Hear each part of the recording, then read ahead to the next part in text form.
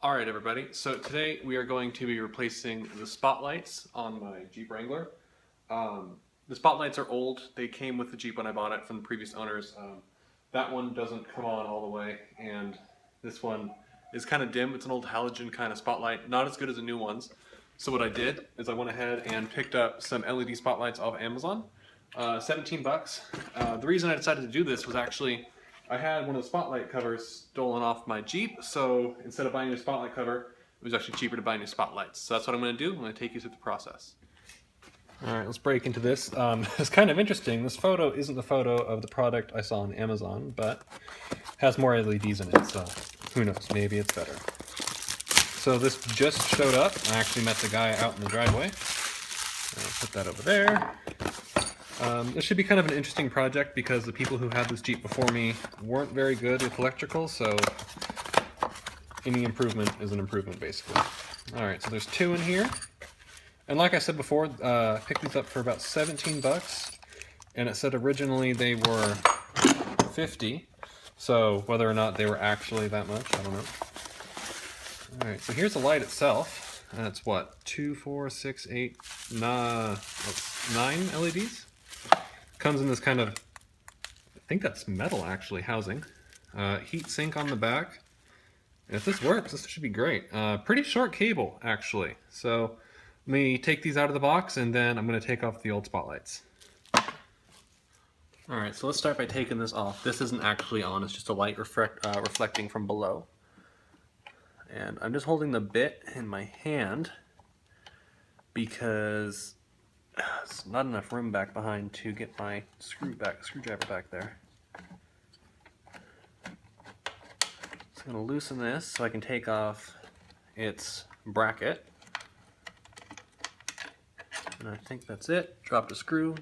And now I got to take off the bottom portion, which should be just as fun.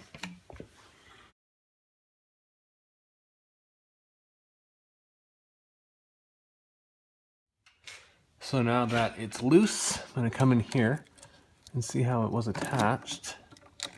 Looks to be some tape right here.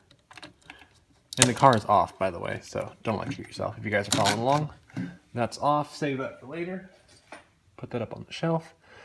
And it looks like, I think it was, is holding it together? What is this? No, that's just tape. I think it was spliced right there. So I'm going to go ahead and take off that electrical tape and that should break it free. So I've gone ahead and cut off that electrical tape that was there. And it looks like instead of being spliced into this, they just connected it with this plug. Now I don't have an extra one of these. So what I'm going to do is I'm going to go ahead down here pretty close to the original spotlight. I'll cut here, I'll splice it, and then I'll cover it back up with that plastic shroud. And then I'm going to take off the other spotlight and then I'll show you guys how I install these. Okay, so I've gotten it off. These are the parts it came with, no directions, but I'm pretty sure I've got this figured out. So we have this one bit right here, which will go ahead and sit down inside of here. And then from underneath what we'll do is we'll go ahead and we'll put this bolt in, tighten this down, and then after we have this bracket set up, this pin will go through and this extra bolt will go ahead and secure it on the other side. Of course, the light will sit inside this bolt when we get it all set up. So I'm going to go ahead and put this bracket in, and then I'll get back to you. Okay, so that is that installed. Turns out you don't need these washers. It actually makes it too wide for this pin and the light itself to go across. So I'm assuming that's going to be acting as our bearing. So we have some pivot on the light, because that would make the most amount of sense. However, I'm not quite sure how we're meant to be getting those in there, considering they're so wide. So perhaps it's for the diagonal. That would be my second guess. So let's go ahead and do that. Got that one. Alright, like I said, I'm going to keep this bubble wrap on there, at least until I'm done mounting it in. That way, I don't have to worry about it scratching. It looks like that's probably the right way to do it. And I say probably because, again, this came with no directions. So let me go ahead and tighten this together. Which side is smaller?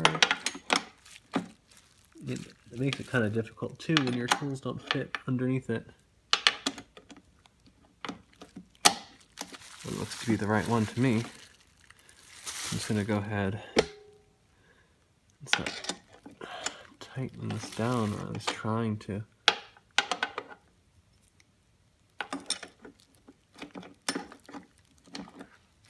And I'll get back to you when I do that.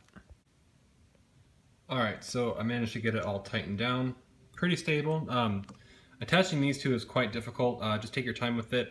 It's better if you get a wrench on this side and another wrench on that side, and you're literally just doing probably about 1/16 of a turn every time. It takes a while, but once it's in there, it's really in there. Now comes the fun part, is the wiring. Alright, so for convenience, what I plan on doing is using one of these clips. I don't remember what they're called, but we have a bunch of them in the garage. That's what I'm going to use.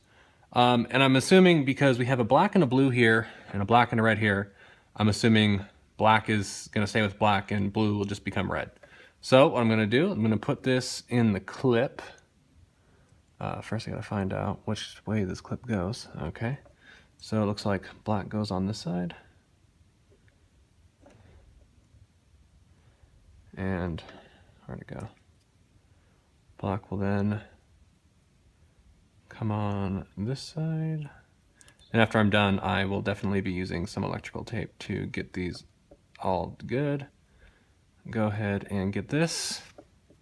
And then what's best to do is go ahead and grab a pair of this,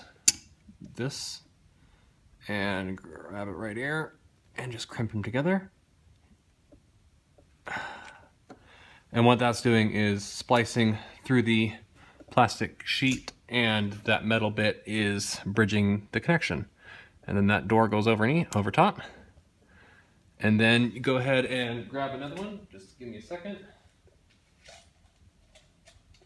We got another one in here. And then the same deal. So let me find again which way this goes. And these do go a certain way. It's best to check your box when you get it to find out which ways yours go.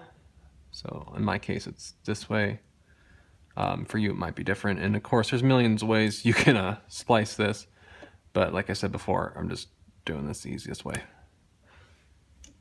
And like that.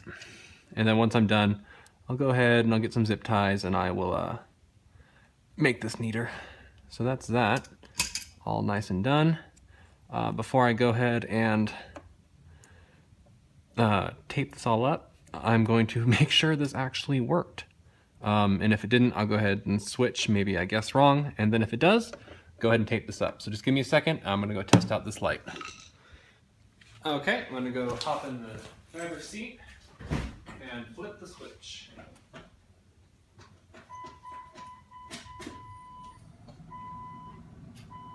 That's the main light, and that's the LEDs. Those seem to work. I'm going to go ahead and go on the other side, and I will wire that one up. Okay, so here we are over on the other side. You can see the side's a little bit different, but that's okay. So, just like before, I'm going to find out which one's black and which one's blue. Okay, that one's black. Go ahead and feed it in. Take the black cable from the other one. Alright, kind of hold it there in place. Grab your multi-grips. Oops. Put that in place. Grab your multi-grips. Go ahead and crimp it.